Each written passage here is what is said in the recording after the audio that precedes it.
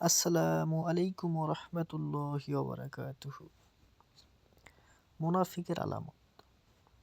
হযরত আব্দুল্লাহ ইবনে আমর রাদিয়াল্লাহু তাআলা আনহু থেকে বর্ণিত, রাসূল সাল্লাল্লাহু আলাইহি ওয়াসাল্লাম বলেন, যার মাঝে 4টি স্বভাব থাকবে সে খুব খাঁটি মুনাফিক, আর যার মাঝে এর কোনো একটি থাকবে তাওবা করা পর্যন্ত তার মধ্যে মুনাফিকের একটা স্বভাব বহাল থাকলো।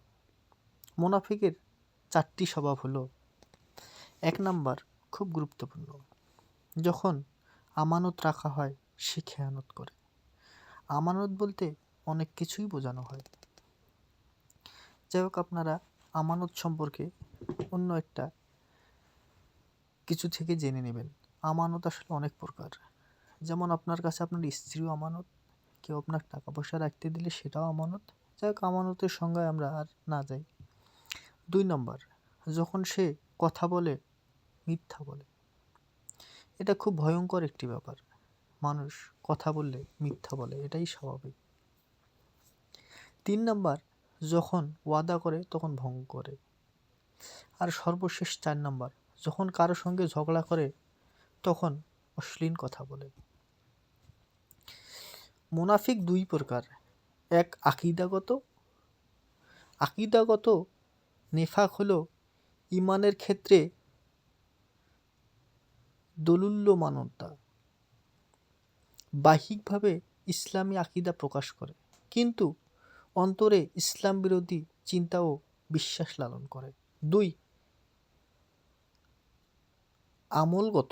আমলগত মুনাফিকি হলো মুনাফিকের মতো আচরণ করা।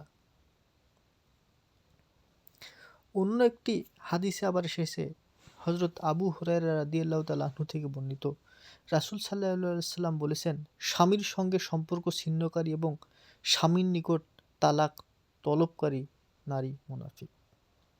যেসব নারী স্বামীর অবাধ্যতা করে, স্বামীর সঙ্গে সম্পর্ক ছিন্ন করতে চায়, অবাধ্য এজন্য হয় যাতে স্বামী তালাক দিয়ে দেয়। যে সকল নারী কোনো কারণ ছাড়াই স্বামীর নিকট খোলা তালাক চায়, তাদের এ কাজ মুনাফিকের আচরণ, তাই তাদেরকে মুনাফিক বলা হয়েছে। আর সবথেকে গুরুত্বপূর্ণ ব্যাপার হচ্ছে যে কোরআনে মুনাফিকুন নামে একটা সূরাই আছে।